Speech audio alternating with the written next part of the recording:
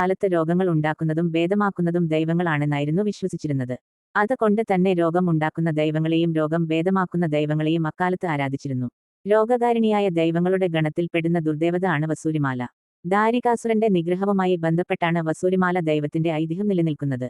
പണ്ട് ദേവാസുര യുദ്ധം നടന്നിരുന്ന കാലത്ത് അസുരന്മാർ കനത്ത പരാജയം ഏറ്റുവാങ്ങിക്കൊണ്ടിരുന്നു.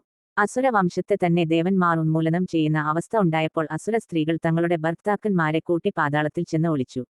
തങ്ങളുടെ വംശത്തെ സംരക്ഷിക്കാൻ അസുര സ്ത്രീകളായ ദാരുമതിയും ദാനവിയും ബ്രഹ്മാവിനെ തപസ്സനുഷ്ഠിച്ചു പ്രത്യക്ഷപ്പെടുത്തി. അസുര വംശത്തെ വധിപ്പിക്കുന്നവരും അതീവ ശക്തിശാലികളുമായ മക്കൾ തങ്ങൾക്കു ഉണ്ടാവണം എന്ന് അവർ ബ്രഹ്മദേവനോട് വരം അഭ്യർത്ഥിച്ചു. അവർ ആവശ്യപ്പെട്ടതുപോലെ ബ്രഹ്മാവ് അവർക്കു വരം നൽകി അനുഗ്രഹിച്ചു. ബ്രഹ്മാവിന്റെ വരപ്രകാരം 2 പേർക്കും ഓരോ ആൺകുഞ്ഞു ജനിച്ചു. അവർക്കു ദാനവൻ എന്നും ദാരികൻ എന്നും പേര് വിളിച്ചു. ദാരികനും ദാനവനും വളർന്നപ്പോൾ തങ്ങളുടെ വംശത്തെ നശിപ്പിച്ച ദേവന്മാരോട് പകരം വീട്ടാൻ തീരുമാനിച്ചു. അവർ കഠിന തപസ്സു ചെയ്തു ബ്രഹ്മാവിനെ പ്രത്യക്ഷപ്പെടുത്തി. 1000 ആനയോളം ശക്തിയും ബ്രഹ്മദണ്ഡം എന്ന ആയുധവും മായാവതി, താമസി എന്നീ 2 മന്ത്രങ്ങളും അവർ ബ്രഹ്മദേവനിൽ നിന്നും വരമായി നേടി. കൂടാതെ സ്ത്രീകളിൽ നിന്നും മാത്രമേ തങ്ങൾക്കു മരണം സംഭവിക്കാവൂ എന്ന വരവും അവർ നേടിയെടുത്തു. വരസിദ്ധി ലഭിച്ച ദാനവനും ദാരികനും ദേവന്മാരെ ആക്രമിക്കാൻ തുടങ്ങി. അവരുടെ ശക്തിയിൽ ദേവലോകം വിറങ്ങലിച്ചു. സർവ്വശക്തിയെടുത്തു പൊരുതിയ ദേവന്മാർക്ക് ഒടുവിൽ ദാരികനെ വധിക്കാൻ സാധിച്ചു. എങ്കിലും ദാരികൻ അജയനായി പിന്നീടും പരാക്രമം തുടർന്നു. ദാരികനെ നേരിടാൻ ദേവന്മാർക്ക് പറ്റിയിരുന്നില്ല. ഒടുവിൽ സാക്ഷാൽ പരമേശ്വരൻ തന്റെ തൃക്കണ്ണിൽ നിന്നും ഭദ്രകാളിയെ സൃഷ്ടിച്ചു ദാരികനെ വധിക്കാൻ പറഞ്ഞയച്ചു.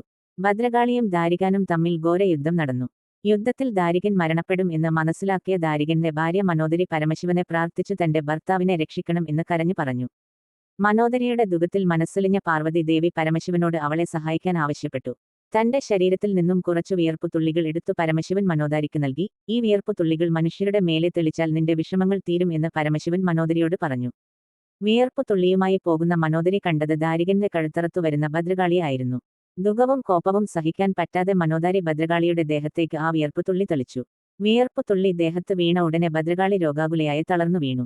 ഭദ്രകാളിയുടെ ദേഹം മുഴുവൻ കുരുക്കൾ പ്രത്യക്ഷപ്പെട്ടു. ഈ വിവരം അറിഞ്ഞ കോപാകുലനായ പരമശിവൻ ഒരു ഉഗ്രമൂർത്തിയെ സൃഷ്ടിച്ചു. പരമശിവന്റെ കണ്ഠത്തിൽ നിന്നും ഉത്ഭവിച്ചു കർണത്തിലൂടെ പുറത്തേക്ക് വന്ന ആ മൂർത്തിക്കു കണ്ഠാകർണൻ എന്ന് പേരിട്ടു. ഭദ്രകാളിയുടെ രോഗം ശമിപ്പിക്കാൻ കണ്ഠാകർണനോട് ശിവൻ പറഞ്ഞു. സഹോദരിയായ ഭദ്രകാളിയുടെ അടുത്തെത്തിയ കണ്ഠാകർണൻ അവളുടെ ശരീരത്തിൽ ഉള്ള കുരുക്കൾ മുഴുവൻ നക്കിയുണക്കി കളഞ്ഞു. എന്നാൽ സഹോദരിയായതിനാൽ മുഖത്തോട് മുഖം സ്പർശിക്കാൻ പാടില്ലാത്തതിനാൽ മുഖത്തെ വ്രണങ്ങൾ ഉണക്കാൻ കണ്ഠാകർണന് സാധിച്ചില്ല. വസൂരി വന്നു മാറിയവരുടെ ശരീരത്തിലെ മുഴുവൻ പാടുകൾ മാറിയാലും മുഖത്തെ പാടുകൾ മാത്രം ബാക്കിയാവുന്നത് ഇതുകൊണ്ടാണ് എന്നായിരുന്നു പിന്നീടുള്ള വിശ്വാസം. രോഗം മാറി പൂർണ്ണ ആരോഗ്യവതിയായ ഭദ്രകാളിയുടെ മുന്നിലേക്ക് കണ്ഠാകർണൻ മനോദരിയെ പിടിച്ചു കൊണ്ടുവന്നു. കോപാകുലയായ ഭദ്രകാളി മനോദരിയുടെ കണ്ണും ചെവിയും കാലുകളും വെട്ടിമാറ്റി. ഇനി നീ ഒരിക്കലും കണ്ടും കേട്ടും നടന്നും മനുഷ്യരെ ഉപദ്രവിക്കരുത് എന്ന് അവളോട് പറഞ്ഞു. എന്നാൽ പിന്നീട് മനോദരിയോട് അലിവ് തോന്നിയ ഭദ്രകാളി അവൾക്ക് വസൂരി മാല എന്ന പേര് നൽകി തന്റെ സ്വന്തം സഹചാരിയായി കൂട്ടി. വസൂരി രോഗം പരത്തുന്നത് വസൂരി മാലയാണ് എന്നായിരുന്നു പിൽക്കാലത്തെ വിശ്വാസം. ഈ കഥയിൽ ഉള്ള വസൂരിമാലയെ തന്നെയാണ് വസൂരി മാല തെയ്യമായി വടക്കേ മലബാറിൽ കെട്ടിയാടുന്നത്.